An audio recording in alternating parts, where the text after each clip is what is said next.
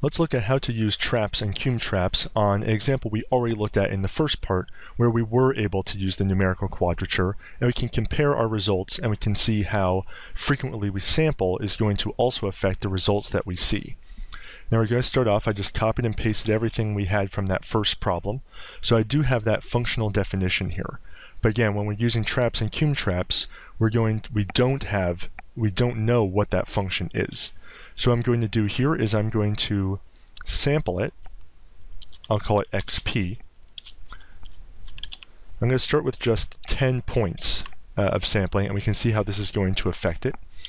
So we're going to pretend that we are measuring this, let's just say acceleration, over 5 seconds every half second by doing it this way. So I'm going to say that my measurements, I'll call it M, are going to be fun1 of XP.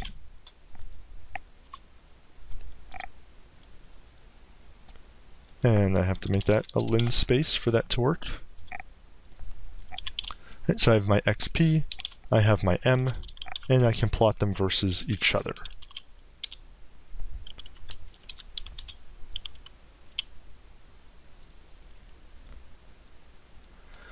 Right, so looking at the raw data, this is what it looks like.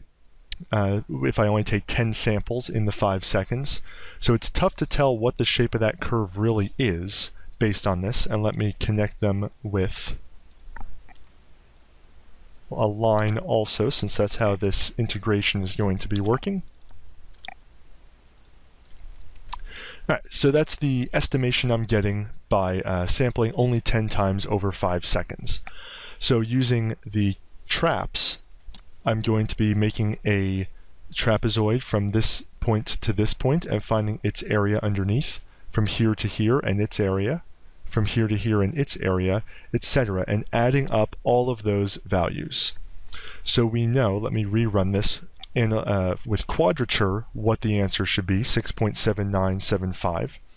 So let's see what we get when we use the trapz function. So I'm going to put in my independent variable, xp, and my dependent variable, m. And when I use trapz, I get 7.589. So I've overestimated what the, I'll count on integral giving me the correct answer, or what I'll call the correct answer. I see that's overestimated it. So if these were acceleration measurements that I was originally taking, I've now overestimated what my velocity is after 5 seconds.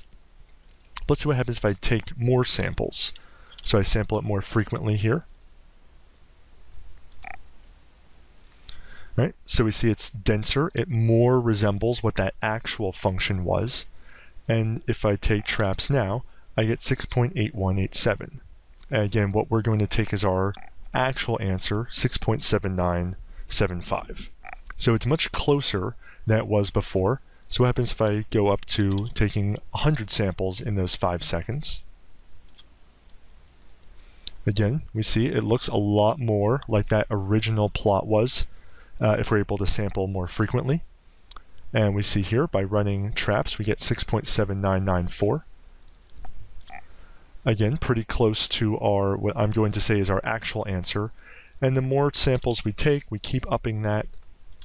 We get closer and closer to kind of that accepted value. I want to reiterate here the difference between the methods. To use integral, you see I'm using the actual function definition, but down here where I'm using trapz, I've made these vectors. Let me go back down to only using, let's say, 20 samples here. To use trapz, I have this vector of independent variables. So again, this would be maybe the times I took the acceleration samples. And then I have m, those were the values of the acceleration at each of those times. So trapz, I give it 2 vectors and it gives me an answer. With integral, I have to give it a function and then the bounds, and it gives me the answer. And what trapz is doing in the background, again, is it's adding up all of the areas of those trapezoids and giving me the result.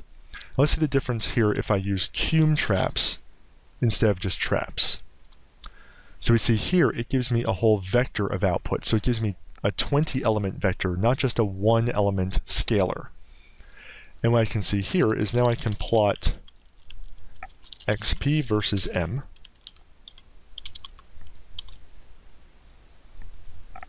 or versus, I'll call this mi for the integral of m.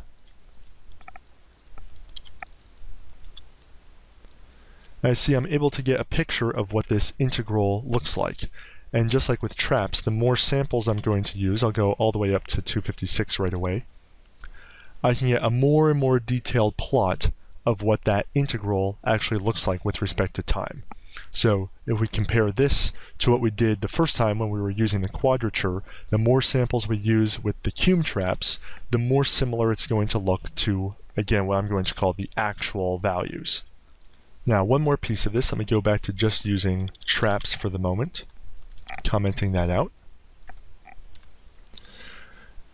And going back down to only 30 samples just for this. Alright, so say we took those acceleration measurements at those specified times, and we come up with an estimate of 6.8187 as then the velocity, since we've integrated our acceleration. What we have to remember is that this is not necessarily the velocity, this is really just the change in velocity over those 5 seconds. So it went up by 6.8187. The only way that this is the actual velocity is if we started at rest, or started when velocity was 0. So the difference here is if we have some initial velocity, say at time 0 we were already traveling at 2 meters per second, we have to add that to this value to see what is our actual velocity at 5 seconds. So in that case, again, say we just started at 2, our velocity at 5 seconds, it would actually be 8.8187 meters per second, not the 6.8187. If you go back into your calculus when you were first looking at kind of these initial value or initial condition type of problems, you saw that you had to do the same type of thing.